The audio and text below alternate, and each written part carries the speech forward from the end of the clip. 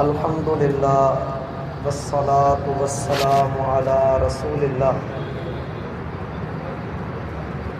اعوذ باللہ من الشیطان الرجیم، بسم اللہ الرحمن الرحیم۔ حضرات گرامی قدر، ہم اس بات کے متعلق کافی دنوں سے پڑھ رہے ہیں کہ انسان کی نیت اس کے عمل کے اندر بہت بڑا کردار ادا کرتی ہے۔ انسان کی نیت جتنی مضبوط ہوگی، جتنی اعلیٰ اور خالص اللہ کے لیے ہوگی، اتنا ہی بندے کے اجر میں، بندے کے ثواب میں، بندے کے اللہ رب العالمین کے ہاں مراتب اور درجات میں اضافہ ہوگا۔ اور اگر نیت میں کمزوری ہو، نیت میں نقص ہو، نیت میں خلل ہو، خامی ہو، اور نیت عیب والی ہو جائے تو انسان کا برا عمل تو برا ہی رہتا ہے، اس کا نیک عمل بھی برا بن جاتا ہے۔ اس لیے اللہ رب العالمین کا فرمان ہے، ما امروا الا لیعبدوا اللہ مخلصین لہ الدین۔ ایمان والوں کو اس بات کا حکم دیا گیا ہے کہ وہ اللہ کے دین کے لیے مخلص بن کر رہیں، اور اخلاص یہی ہے کہ اللہ رب العالمین کی بندگی کی جائے یہ جان کر کے وہ بندگی کے لائق ہے، اللہ رب العالمین کی عبادت کی جائے یہ سمجھ کر کے وہ عبادت کے لائق ہے۔ اس لحاظ سے کہ جب انسان اپنی نیت کے اندر خلل اور خرابی لے کر آتا ہے تو اس کا وبال اس کے اوپر بہت برا پڑتا ہے۔ جیسا کہ ہم نے پچھلی ملاقات میں یہ بات پڑھی کہ کوئی بھی شخص جو اللہ رب العالمین کے لیے نہیں لڑتا بلکہ اپنی شجاعت، اپنی حمیت اور اپنی قومی غیرت کو مد نظر رکھتے ہوئے اپنی بہادری کا چرچا کروانے کے لیے لڑائی کرتا ہے، وہ چاہے میدان جہاد کے اندر ہی کیوں نہ ہو، اس بندے کا جہاد، اس بندے کا قتال اللہ کے ہاں ایک ذرے کے برابر بھی حیثیت نہیں رکھتا۔ اللہ رب العالمین کے ہاں قدر اسی کی ہے جو کوئی بھی نیک کام کرتا ہے تو اللہ کے لیے کرتا ہے۔ یہاں رک کر دو باتیں سمجھ لیں، کوئی بندہ کوئی بھی نیک عمل کرتا ہے تو دو شرائط کے بعد ہی وہ عمل قبول ہوگا، دونوں میں سے ایک شرط بھی کم ہو جائے وہ عمل اللہ کے ہاں مقبول نہیں۔ دو شرطیں ہیں کسی بھی نیک عمل کو کرنے کی۔ سب سے پہلی شرط یہ ہے کہ وہ خالص اللہ کے لیے ہو، اللہ کے سوا کسی اور کے لیے نہ ہو، اور یہ بھی نہ ہو کہ اللہ کے لیے بھی کر رہا ہوں اور اپنا الو بھی سیدھا ہو جائے، فلاں میری تعریف کر دے، فلاں کو بھی خبر ہو جائے، ہرگز نہیں۔ اللہ کو وہ بندے پسند ہیں جو چھپ کر اللہ کی عبادت کرتے ہیں۔ حدیث میں آتا ہے ان اللہ یحب العبد التقی الغنی الخفی، اللہ اپنے اس بندے سے بڑی محبت کرتا ہے، اس کو پسند کرتا ہے جو گناہ سے بچتا بھی ہے اور چھپ کر بھی رہتا ہے اور اللہ کے راستے میں خرچ بھی کرتا ہے۔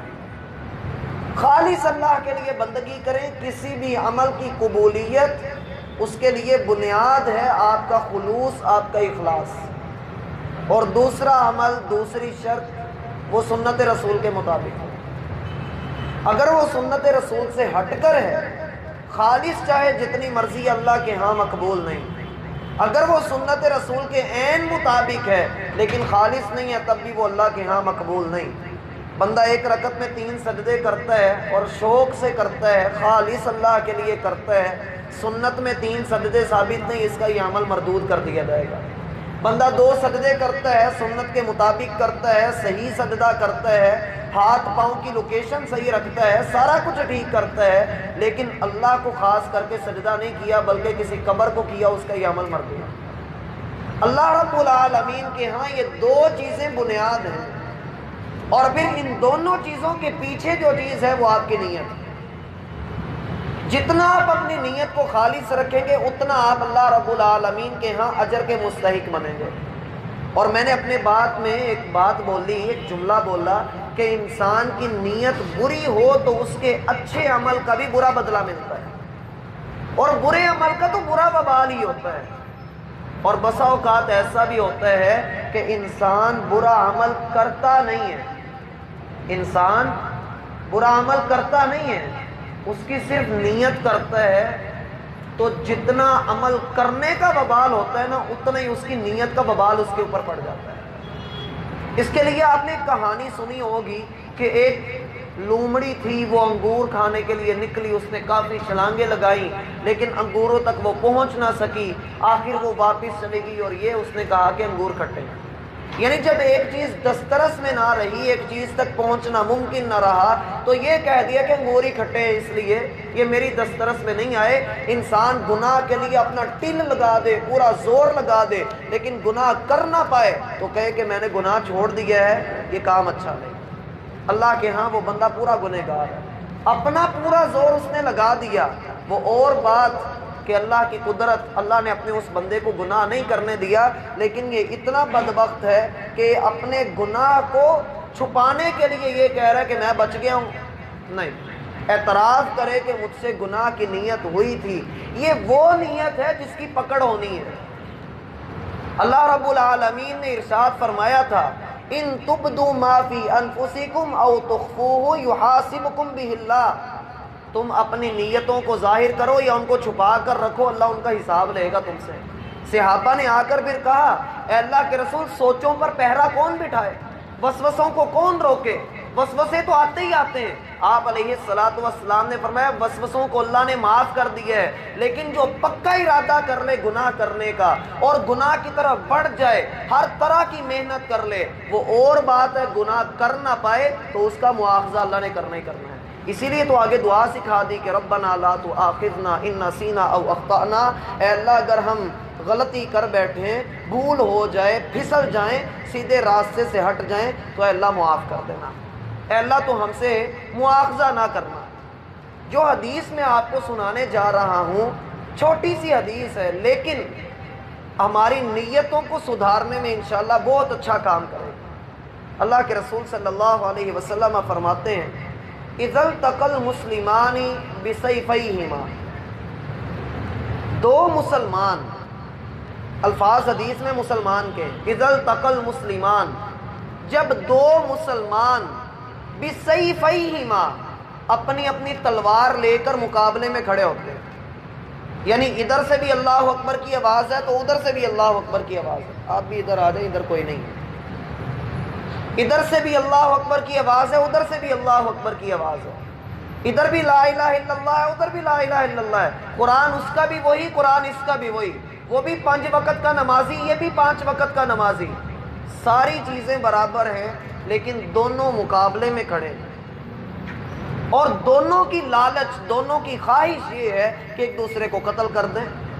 خانہ جنگی ہے، آپس میں دو مسلمان لڑ رہے ہیں، وہ چاہے کسی بھی جگہ پر ہے. اللہ کے رسول صلی اللہ علیہ وسلم فرماتے ہیں اللہ دونوں کو جہنم کے اندر پھینکے گا. صحابہ نے کہا اللہ کے رسول جو بندہ دونوں میں سے، اب دونوں کی لڑائی ہوئی، ظاہر سی بات ہے ایک قتل ہوگا تو دوسرا مقتول ہوگا، ایک مر گیا دوسرا زندہ ہے. آپ علیہ الصلوۃ والسلام نے فرمایا کہ دونوں جہنم کے اندر ہیں.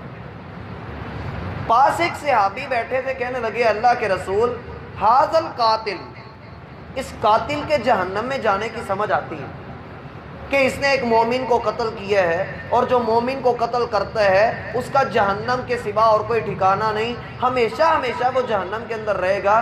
لیکن اے اللہ کے رسول ما بال المقتول، مقتول بیچارے کا کیا قصور ہے، وہ تو مارا گیا ہے. اور یہ سوال بڑا اچھا تھا. اے اللہ کے رسول قاتل کی سمجھ آ گئی کہ اس نے ایک مسلمان کا خون کیا ہے، ایک مسلمان کا جو ہے خون اس نے بہایا ہے. اب اے اللہ کے رسول مقتول کا کیا قصور ہے کہ وہ جہنم کے اندر گرایا جا رہا ہے. یہ صحیح بخاری اور صحیح مسلم کی روایت ہے.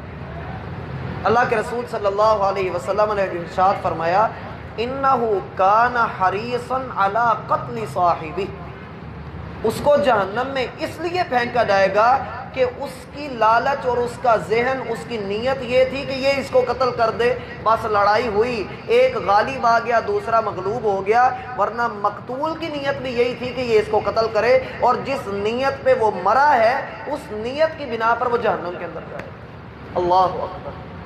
کتنی واضح بات ہے کہ ہم گناہ کی نیت کر کے بیٹھے ہوئے ہوں، گناہ کر نہ پائیں، اپنی طرف سے سارا زور لگا دیں، تو میرا بھائی اس کا مطلب یہ ہے کہ ہمارے انگور بھی کھٹے ہو رہے ہیں۔ ہمیں بھی چاہیے کہ ہم اپنی نیت کو درست رکھیں۔ ترمذی کی روایت سنا کر بات کو مکمل کرتے ہیں۔ اللہ کے رسول صلی اللہ علیہ وسلم فرماتے ہیں دنیا میں 4 طرح کے لوگ ہیں، 2 سب سے بہترین، 2 سب سے بدترین۔ سب سے پہلا جو بہترین ہے، جسے اللہ نے مال و دولت عطا کیا، جسے اللہ رب العالمین نے علم و عمل عطا کیا، جسے دین کی سمجھ عطا کی، یہ دن رات مال و دولت، علم و عمل اللہ کے راستے میں خرچ کرتا ہے، لٹاتا ہے، لوگوں کی اصلاح کرتا ہے، غریبوں کی مدد کرتا ہے، اور بڑا اللہ کا سچا سچا اور کھرا بندہ ہے، اللہ کے ہاں یہ سب سے بہترین آدمی۔ اور دوسرا بندہ وہ ہے جس کو اللہ نے علم و عمل سے تو نوازا ہے لیکن مال و دولت سے نوازا نہیں ہے۔ وہ اس شخص کی طرف دیکھتا ہے، اس مالدار کو دیکھتا ہے تو نیت یہ کرتا ہے، اللہ سے دعا بھی کرتا ہے، اے اللہ اگر میرے پاس بھی مال و دولت ہوتا تو اللہ میں بھی تیرے راستے میں یوں ہی خرچ کرتا۔ اللہ کے رسول فرماتے ہیں دونوں اجر میں برابر، اللہ کے ہاں دونوں ہی اجر میں برابر ہے، حالانکہ ایک صرف نیت کر رہا ہے جبکہ دوسرا عمل بھی کر رہا ہے۔ اللہ کے ہاں دونوں اجر میں برابر اور دونوں بہترین۔ دوسرا وہ بندہ جسے اللہ نے مال و دولت سے نوازا ہے اور وہ دن رات اپنے مال کے ذریعے اللہ کی نافرمانی کرتا ہے، دن رات اللہ سبحانہ و تعالیٰ کی بغاوت کرتا ہے، سرکشی کرتا ہے، اپنی جوانی کے جلوے میں آ کر اللہ رب العالمین کے جلووں کو بھول جاتا ہے، اسے اللہ کی قدر نہیں، اسے اللہ رب العالمین کا حیا نہیں آتا، یہ دن رات اللہ کی نافرمانی کرتا ہے، یہ سب سے بدترین گندا آدمی۔ اور دوسرا وہ بندہ جسے اللہ نے مال نہیں عطا کیا لیکن اس کی طرف دیکھ کر کہتا ہے یا لیت لنا مثل ما اوتی قارون، ہائے جیسے قارون کو مال ملا ہے ویسے مجھے بھی مال مل جاتا، ہائے کاش میرے پاس بھی ایسے مال و دولت ہوتا، جیسے قارون کی حرکتیں ہیں میں بھی ویسے ہی کرتا، میرے بھی ویسے ہی مزے ہوتے۔ اللہ کے رسول فرماتے ہیں اس نے کیا کچھ نہیں، صرف نیت ہے، یہ اس کے ساتھ اس کے بدلے میں اس کے گناہ میں برابر کا شریک، جتنا گناہ اس کو ملنا ہے اتنا اس کو ملنا، اور یہ دونوں بدترین انسان۔ یعنی اللہ رب العالمین کے ہاں جو پرکھنے کا معیار ہے اس کو ذہن میں رکھ لیں، وہ انسان کا ظاہر بھی ہے اور انسان کا باطن بھی۔ آپ کوئی عمل کر رہے ہیں کس طرح سے کر رہے ہیں یہ بھی دیکھا جائے گا، اور یہ بھی دیکھا جائے گا کہ کس نیت اور کس مراد کے لیے آپ یہ کام کر رہے ہیں۔ اللہ رب العالمین مجھے اور آپ کو سمجھنے کی توفیق عطا فرمائے، اس لیے دعا کرنی چاہیے اے مقلب القلوب، دلوں کے پلٹنے والے، ہمارے دل کو اپنے دین اور اپنی اطاعت پر پلٹ دے، ثابت قدمی عطا کر۔